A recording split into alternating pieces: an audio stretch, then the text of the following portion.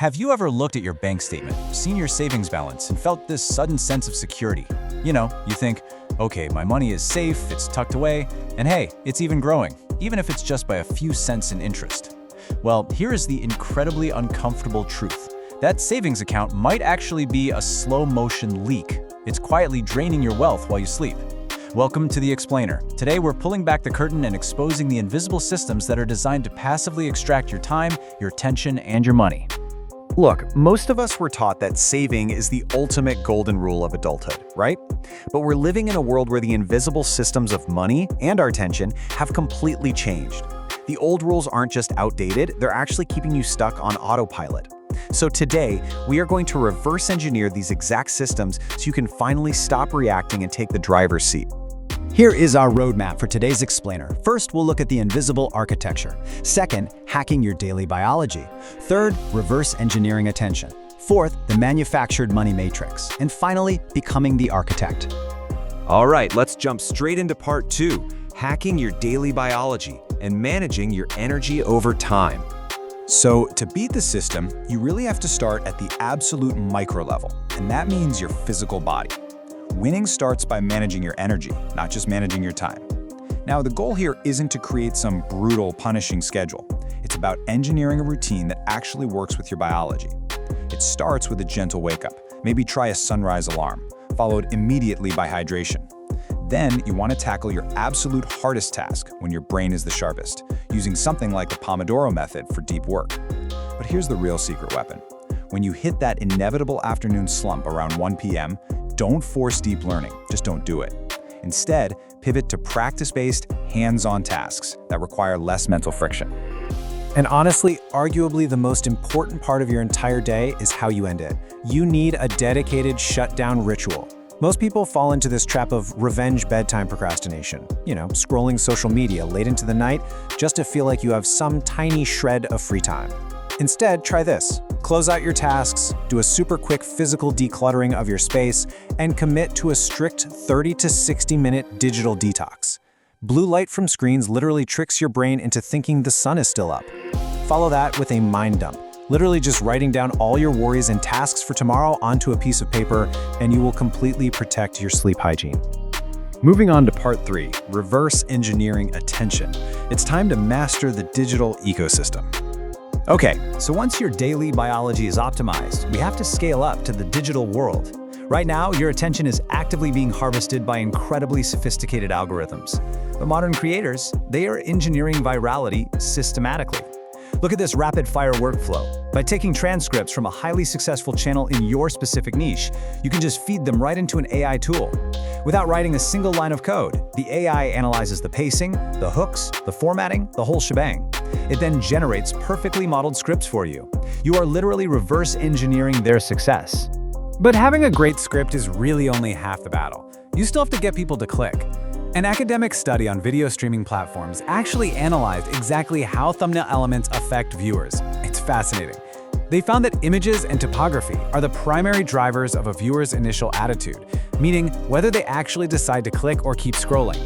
Meanwhile, images and color are what drive the overall viewing satisfaction once they're actually in the video watching.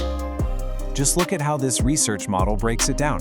It clearly maps out how visual expression feeds directly into your viewing attitude, which then cascades right into viewing satisfaction.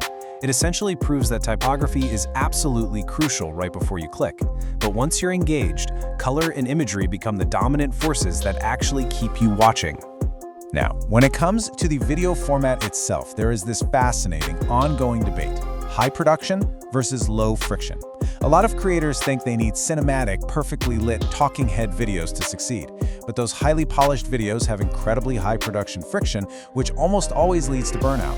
On the flip side, simple Loom-style videos, where you just record your screen with a little webcam in the corner, well, they favor volume and practical value. By dramatically lowering the friction to create, you can post way more consistently, iterate faster, and often completely outperform the folks who are stuck in the perfectionism trap.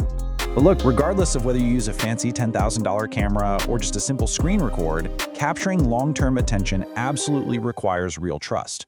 And we can learn a ton from independent news influencers here. They build authentic connections by just talking about who they are. They show genuine humility when they make mistakes, they express empathy for their audience, and they clearly explain the unique value they provide. In an ocean of algorithmically generated noise, raw authenticity is literally your strongest asset. So, we've talked about your personal biology, and we've mapped out the digital media ecosystem. But here is the catch.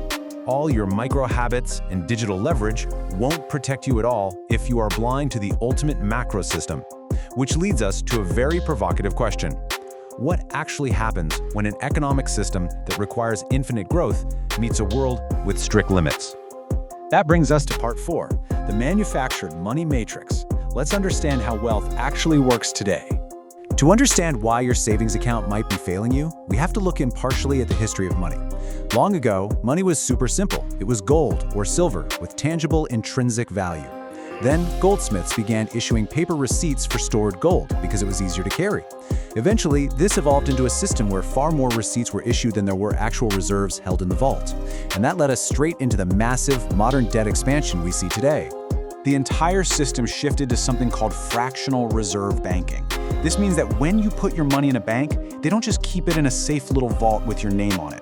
They hold a tiny fraction of it, and they use the rest to create new money through loans. They are literally manufacturing debt as money out of thin air. Look at this paradigm-shifting reality. Money that didn't exist until it was lent into existence. This isn't just some small banking detail. It's a complete rewrite of how our entire economy functions. It means that money is no longer a fixed physical resource. It's a constantly expanding system that is intrinsically tied to debt. And the result of all this new money being manufactured? Inflation, which acts like a massive hidden tax on your hard-earned life. Think about it like this. Say you have $10,000 sitting in a high-yield savings account earning 1% interest. Sounds great, right? But if inflation is running at 5%, you aren't actually gaining anything. You are losing 4% of your purchasing power every single year. The numbers on your screen might stay exactly the same or even grow slightly, but the actual value, what that money can buy at the grocery store, is evaporating. It's a paradox. The more money that is created to keep the system from collapsing, the less valuable your savings become. This is exactly why you might feel like life is on repeat, where you work harder, you save more, but things like housing and stocks just keep feeling further and further out of reach. You aren't lazy, you're just trapped in a loop where the system demands constant expansion through debt, and your safe savings are the collateral. Finally, part 5, becoming the architect and taking back the driver's seat. So, how do you actually escape this subscription trap of inflation? Well, it starts with a fundamental shift in your mindset. You need to stop living on financial autopilot and perform what I call a sovereignty audit. First, design your routine. Second, own your media footprint. And third, stop looking at your savings as a final destination. Start seeing them as energy that needs to be moved into assets that the system can't simply print away. And hey, don't fall into the trap of perfectionism, waiting for the absolute perfect time to invest. Action creates confidence. So start with the 2-minute movement rule for your money. Maybe that just means logging in and moving a small portion of your savings into a different asset class today. Just get it moving. Remember,